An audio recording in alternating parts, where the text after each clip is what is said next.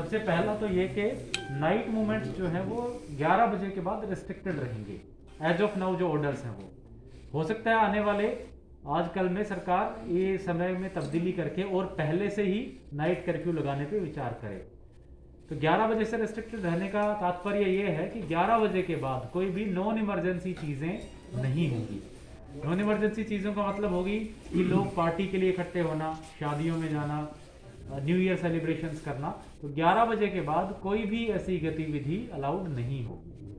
तो कई सारे क्वेरीज क्वेश्चंस आ रहे थे कि न्यू ईयर पे कितने बजे तक हम पार्टी कर सकते हैं। तो 11 बजे के बाद no one should be on the road. जो भी आयोजक हैं, चाहे वो शादियों के हों, पार्टीज के हों, वो ये इंश्योर कर लें कि इस प्रकार से अपना फंक्शन खत्म करें ताकि 11 बजे लोग अपने घर वापस पहुंच जाएं। नंबर 2, जो कैपेसिटीज हैं वो 50% या इंडोर में 200, आउटडोर में 300 मैक्सिमम, इनमें जो भी कम है। यानी अगर किसी हॉल की क्षमता 1000 है तो इंडोर हॉल है तो सिर्फ 200 लोग अलाउड है। अगर उसकी क्षमता ही 100 है तो फिर सिर्फ 50% अलाउड है। उससे ज्यादा लोग जो है उस वहां इकट्ठे ना हो। आउटडोर में 300 की क्षमता है मैक्सिमम और 50% ऑफ द कैपेसिटी। तीसरा, जितने भी सरकारी दफ्तर हैं, फैसिलिटीज हैं, उनमें सिर्फ फुल्ली वैक्सीनेटेड लोग ही अलाउड होंगे।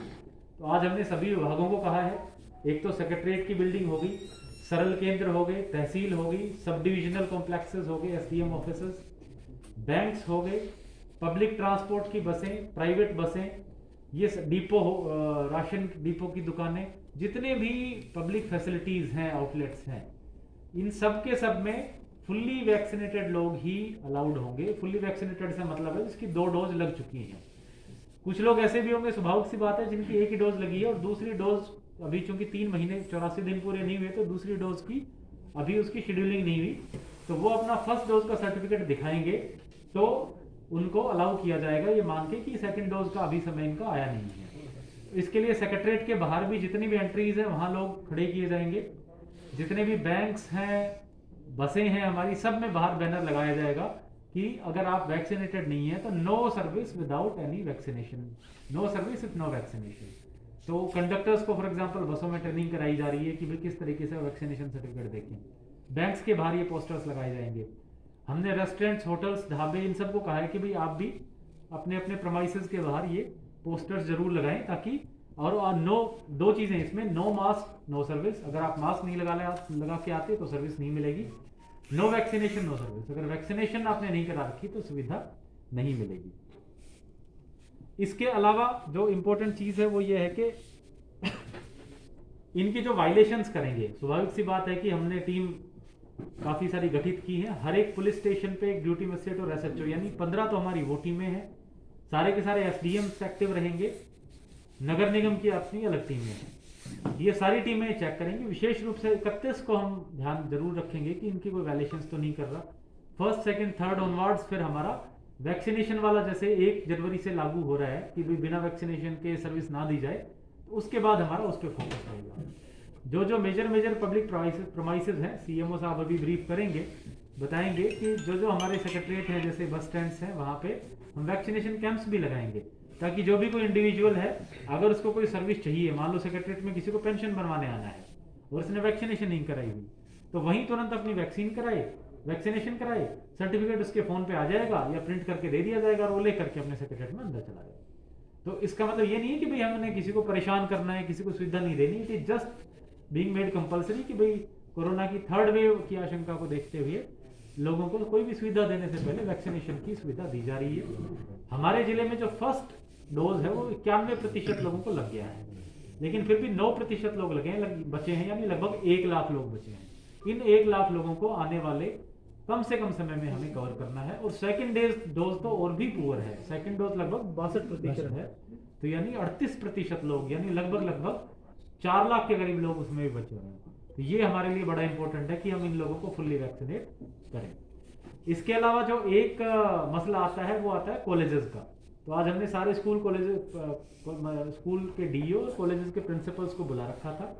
हमने उनको बता दिया है कि कॉलेजेस में जितने भी फैकल्टी है वो तो वैक्सीनेट होनी ही होनी चाहिए।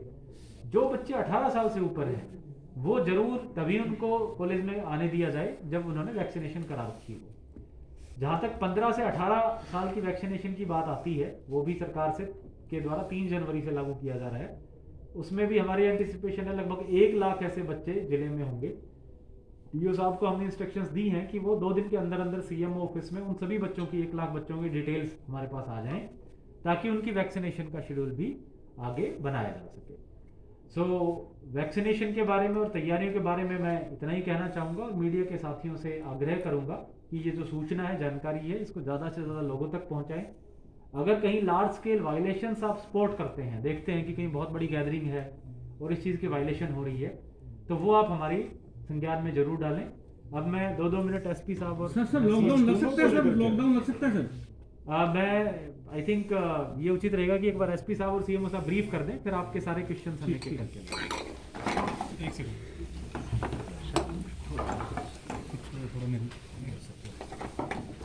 कोविड को लेकर के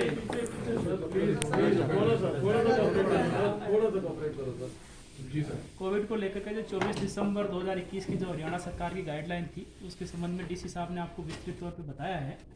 हमारा इस समय पुलिस के मुख्य तौर पे यही कार्य है कि जो भी सार्वजनिक स्थलों पर लोग बगैर मास्क के घूम रहे हैं, उनके खिलाफ सख्ती की जाए और चालान किए जाए। अभी हमारा लगभग हम 50-60 चालान प्रतिदिन कर रहे हैं, लेकिन कल से हम इस संबंध में और ज़्यादा सख्ती करेंगे। और कोई भी व्यक्ति यदि सार्वजनिक स्थलों पर बगैर मास्क के पाया जाता है, तो जो भी चालान होना चाहिए उसका हम तुरंत करेंगे। साथ ही जो डीसी साहब ने भी जो गाइडलाइंस का जिक्र किया, यदि कोई व्यक्ति इसकी अवहेलना करते हुए पाया जाता है तो उसके खिलाफ नेशनल डिजास्टर मैनेजमेंट एक्ट 2005 और धारा 188 आईपीसी के तहत एफआईआर दर्ज की जाएगी और कानून के मुताबिक जो भी कार्रवाई है वो की जाएगी। लेकिन मेरा सभी लोगों से अनुरोध है कि ऐसी जरूरत ही नहीं पड़नी चाहिए, खुद ही लोग अवेयर हो इस संबंध में, और जो भी प्रशासन की तरफ से, स्वास्थ्य विभाग की तरफ से जो भी अपनी तरफ से कार्रवाई की जा रही है उसमें भरपूर सहयोग करें। Thank you. सर, पुलिस कर्मचारियों के सबके वैक्सीनेशन हो गए हैं सर 100%? देखिए मोस्टली हो गए हैं, लेकिन कुछ ऐसे हैं जो कुछ बीमार थे पहले या नहीं करवा पाए हैं, उनका भी हम कल और परसों कैंप करवा करके उनका भी कंप्लीट कर देंगे।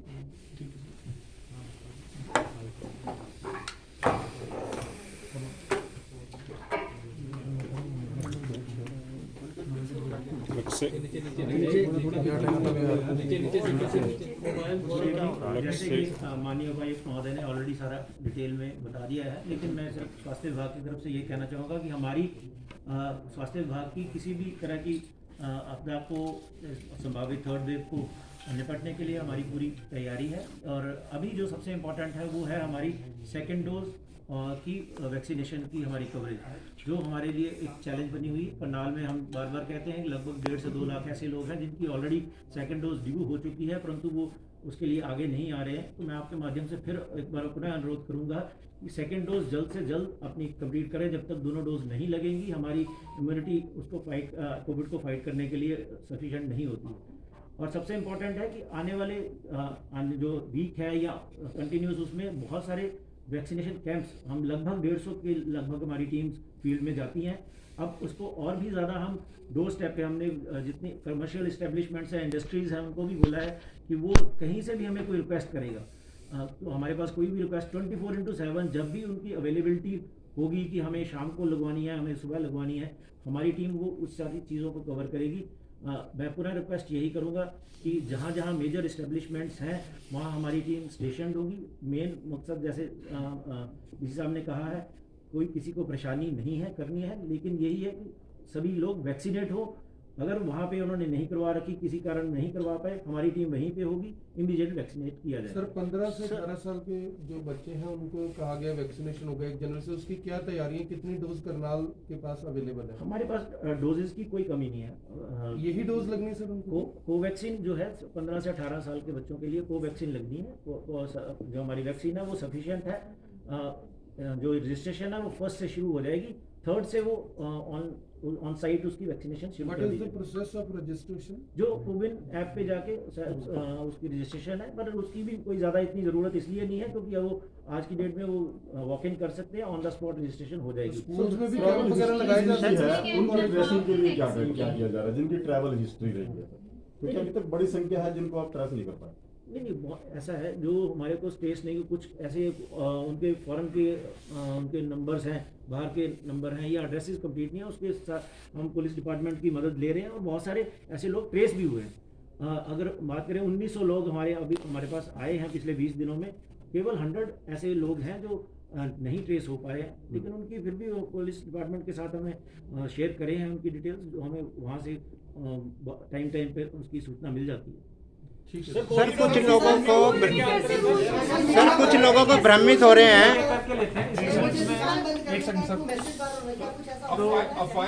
सर कुछ लोग भ्रमित हो रहे हैं कि लोग जो है इंजेक्शन लगाने से मर जाते हैं, तो थोड़ा सा उस पर भी प्रकाश डालें सर। एक तो पहली चीज तो ये है कि करनाल में जैसे फॉर एग्जांपल जैसे मैंने बताया लगभग 9 लाख लोगों को पहली डोज लग चुकी है और 6 लाख लोगों को सेकंड डोज लग चुकी है। इतनी बड़ी संख्या में वैक्सीनेशन हुई है, तो मैं सिर्फ करनाल की बता रहा हूँ, देश में तो 100 करोड़ से ऊपर वैक्सीनेशन होगी। तो ये बिल्कुल अफवाह है कि किसी को वैक्सीनेशन से कोई नुकसान पहुंचता है, इस तरीके की दिक्कत आती है। सर लॉकडाउन लग सकता है। वैसे भी आधे घंटे उसको ऑब्जर्वेशन में उस इंडिविजुअल को रखा जाता है। सर लॉकडाउन लग सकता है सर। जहां तक लॉकडाउन की बात आती है, अभी ये स्थिति नहीं है और ना ही सरकार ने ऐसा कोई फैसला लिया है। अभी सिर्फ जो नाइट कर्फ्यू का फैसला है 11 बजे से लेकर के 5 बजे तक, आने वाले 1-2 दिनों में हो सकता है ये समय और कम कर दिया जाए। आप में से कोई पूछ रहे थे कि कहीं 6 बजे से तो नाइट कर्फ्यू नहीं लग गया, अभी उसकी आधिकारिक घोषणा नहीं हुई है, लेकिन आजकल में आने वाले समय में उस समय को कम किया जाएगा। नाइट मार्केट के समय में बदलाव किया जाएगा। नाइट मार्केट जो सेक्टर 12 में लगती है देर रात देखिए तक। जैसे ही अब फॉर एग्जांपल अभी 11 बजे तक का रूल है, तो 11 बजे बाद कुछ भी नॉन इसेंशियल एक्टिविटी नहीं अलाउड है। मार्केट्स, शॉप्स वगैरह, शादी मैरिजेस वगैरह, अगर इसका समय कम होता है तो इस हिसाब से सर कोरोना के बाद कुछ प्लेसमेंट एजेंसियां खुली हैं, अंबाला में भी छापा मारा गया प्रशासन की तरफ से, करनाल में भी ऐसे वाकये सामने आए हैं, आपकी तरफ से क्या कार्रवाई? इसकी जरूर कोई इस तरह की चीज संज्ञान में आएगी तो कार्रवाई करेंगे। सब कुछ जो है रात खुलती है। नहीं कोई देखिए पूरी रात नाइट कर्फ्यू के दौरान तो 11 बजे से 5 बजे तक तो इस तरह की एक्टिविटीज अलाउड ही नहीं है। तो अगर कोई चीजें आज हमने ऑफिसर्स और टीमों को सेंसिटाइज किया है, अगर 11 बजे बाद कोई चीजें खुलती हैं तो उसमें सर नेशनल हाईवे के ऊपर जो ढाबे वगैरह हैं, परमिशन जैसे पहले दी जा रही थी ऐसा अभी तक है सर? बिल्कुल नहीं, 11 बजे तक बिना परमिशन के बिल्कुल शादियां करें 200 और 300 की शर्तों के बाद। 11 बजे बाद कोई भी गैदरिंग अलाउड।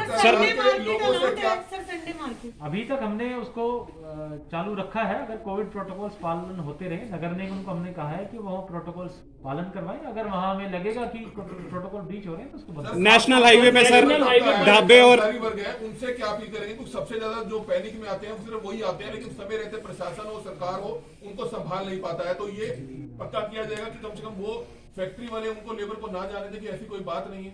आज हमने इंडस्ट्रियल एसोसिएशन की भी मीटिंग बुलाई थी और जो हमारे डिपोज के बारे में DFSC की टीम भी आई हुई थी। तो जो लेबर वाले लोग हैं वो या तो इंडस्ट्रीज में काम करते हैं और राशन के लिए डिपोज पे जाते हैं मोस्टली। सो दोनों को हमने ये सूचना कर दी है कि भाई पहले से उनकी वैक्सीनेशन शुरू हो जाए, क्योंकि कोविड की महामारी फैलने में सबसे ज्यादा नुकसान भी गरीब आदमी को ही होता है। अगर जैसे आपने सेकंड वेव में देखा था, तो मेरी उनसे यही अपील करूंगा कि वैक्सीनेशन अपनी समय पे रखें, ताकि अगर वेव आती भी है तो उसका नुकसान कम से कम हो। इंडस्ट्रीज को हमने बता दिया है कि इंडस्ट्रीज बंद होने की इस तरह की कोई भी प्लान नहीं है करने का गवर्नमेंट को। रोजगार सबको, किसी का भी रोजगार ना छीने। सर नेशनल हाईवे के ऊपर ढाबे और जो होटल्स हैं उसके बारे में टाइमिंग 11 बजे वाली, जो 11 बजे वाली डायरेक्शन है नाइट कर्फ्यू वाली, वो सब पे सर, लागू है। नगर निगम एससी पर कोई अपडेट? तहसील में भीड़ को कंट्रोल करने के लिए क्या रहेगा? तहसीलों में हमने जो है उसके बाहर नो मास्क नो सर्विस और नो वैक्सीनेशन नो सर्विस, ये 2 नियम हम रेगुलेट करेंगे। तहसीलों में आजकल वैसे भी अपॉइंटमेंट्स के बेसिस पे रजिस्ट्रेशन होती है। सबसे ज्यादा भीड़ सरल केंद्रों पे भी आती है, तो सरल केंद्रों पे भी हम वैक्सीनेशन की टीम भी रहेगी और चेक करने की भी टीम भी रहेगी। कोई इसमें नगर निगम का जो एक SC वाला मामला आया था कि उसमें कुछ लोगों ने कैश का जो पैसे का आदान प्रदान का वीडियो वायरल हुआ था, उसमें एक तो जो ब्लैकमेलिंग करने के लिए जिसने इस तरह की एक्टिविटीज की थी वो लोग अरेस्ट हो चुके हैं, उन पे पुलिस कार्रवाई कर रही है। जो SC के PA थे उनको टर्मिनेट बर्खास्त कर दिया गया, नगर निगम के द्वारा नौकरी से हटा दिया गया है। और हमने सरकार को कहा था, तो जो SC हैं दीपक किंगर जी, क्योंकि प्राइमा फेसी ये भी लग रहा था कि वो भी कोई करप्ट प्रैक्टिसेस में इन्वॉल्व है, तो उनको भी सरकार के द्वारा सस्पेंड कर दिया गया जी। SC जो दीपक किंगर जी उनको सस्पेंड। सर सरकारी बसों की बात करें तो सरकारी बसें जो खचाखच भरकर चलती हैं उनके लिए आप? सरकारी बसों का अगर वैक्सीनेशन है, वैक्सीनेटेड है, तभी लोग अलाउड होंगे। जैसे मैंने कहा कंडक्टर्स वगैरह को हमने ट्रेन किया है कि वो उनका वैक्सीनेशन सर्टिफिकेट देखें। अगर कहीं सरकारी बसों में बहुत ज्यादा रश है तो हम एक्स्ट्रा रूट्स पे बसें क्या कर दिया गया है, 12 बजे तक का टाइम है उनके पास, तो ऐसे अब क्या निर्देश रहेगा उनके लिए? किनको लाइसेंस जारी कर दिया? जो अभी तक हो चुके हैं। नहीं, इस तरह की कोई भी परमिशन अगर जारी है तो 11 बजे के बाद तो कोई परमिशन अलाउड है ही नहीं। 11 बजे के बाद तो नाइट कर्फ्यू है, तो स्ट्रिक्टली बंद रहेगा। के मामले में जो वीडियो हैं उनमें कुछ जो ठेकेदार शो हुए हैं, क्या उन ठेकेदारों के खिलाफ भी कोई एक्शन होगा? बिल्कुल, इसकी हमने जो मुद्दा जो है नगर निगम वाला, इसकी जांच एडीसी को दी है और हमने कहा है कि भाई 1 हफ्ते के अंदर अंदर इसमें जितने भी पार्टीज हैं उसमें अगर कोई ठेकेदार पैसे देते हुए नजर आता है, कोई पब्लिक से पैसे देते हुए नजर आता है, उनको बुला करके उनके बयान लेंगे, अधिकारी कर्मचारी के भी बयान लेंगे। जो लोग दोषी मिलेंगे उनके खिलाफ डिपार्टमेंटल कार्रवाई तो होगी ही, जैसे मैंने बताया कि एससी के खिलाफ हो गई है, सस्पेंड हो गए हैं। लेकिन अगर आपराधिक कार्रवाई का भी केस बनता है तो उसमें प्रिवेंशन ऑफ करप्शन में हम एफआईआर दर्ज कराएंगे। गवर्नमेंट ऑफिशियल्स के लिए प्रिवेंशन ऑफ करप्शन एक्ट में एक क्लॉज डाला गया है कि उनको सरकार की अनुमति आवश्यक है उनके खिलाफ एफआईआर के लिए, और उसके लिए एक ब्रीफ इंक्वायरी आवश्यक है, इसलिए हमने एडीसी की अध्यक्षता में इंक्वायरी की। सर, काला बाजारियों के लिए और जमाखोरों के लिए क्या संदेश है? क्योंकि पहले दोनों कोरोना में बीड़ी से लेके मास्क तक, सैनिटाइजर तक हर चीज की काला बाजारी हुई है, लेकिन सख्ती से कार्रवाई नहीं होती। प्रशासन कहता जरूर है कि कार्रवाई करेंगे, लेकिन उस लेवल पर कार्रवाई हुई नहीं। इस केस में चूंकि पहली चीज तो यह है कि किसी भी तरीके का लॉकडाउन, बाजार या इस तरह की बंद करने की चीजें नहीं है, तो मैं सबसे पहले तो लोगों से ये आग्रह करूंगा कि बिल्कुल भी हड़बड़ी में ना आए, इस चिंता में ना पड़े कि लॉकडाउन लगने जा रहा है या हमको होर्डिंग रखने की जरूरत है।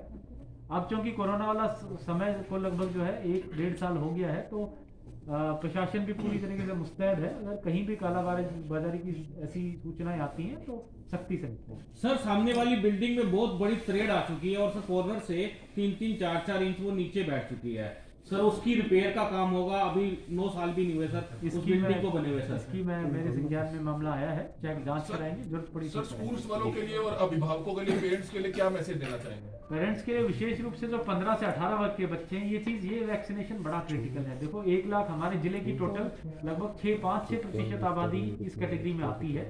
हालांकि डिटेल हम ले रहे हैं और हम एक बच्चे को टारगेट करेंगे, लेकिन फिर भी पेरेंट्स से आग्रह करूंगा कि वो खुद उनको वैक्सीनेशन सेंटर्स पे लेके आए। वेट ना करें कि हर घर दस्तक प्रोग्राम के तहत हेल्थ डिपार्टमेंट की टीम घरों पे जाए और वो वैक्सीनेशन करे। वो एक इनएफिशिएंट तरीका है, उसमें ज्यादा एफर्ट लगता है। रादर देन अगर वो इंडिविजुअल ही खुद आके वैक्सीनेशन करा ले तो एक आसान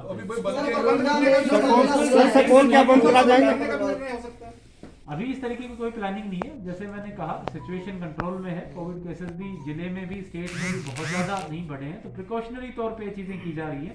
आगे जैसे जैसे सिचुएशन आएगी, ये चीजें तो डायनेमिक है, उस आधार पे कौन सर, एडवोकेट सोनिया तंवर बैठी है भूख हड़ताल पर, उसके हस्बैंड बैठे हैं और वो काफी समय से धरने में बैठे, क्या कुछ अपडेट है उस मामले में?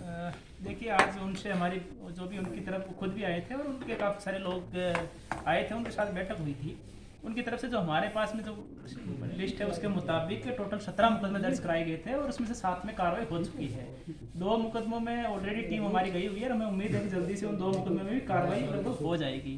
कुछ उनके और इश्यूज थे, वो भी हमने उनको बता दिया है और उसमें उनसे उनको हमने आश्वासन भी दिया है कि आपके मामलों में जितनी भी कानून के मुताबिक जो कार्रवाई बनती है वो अच्छे ढंग से होगी और प्रभावी ढंग से होगी। तो अभी उन्होंने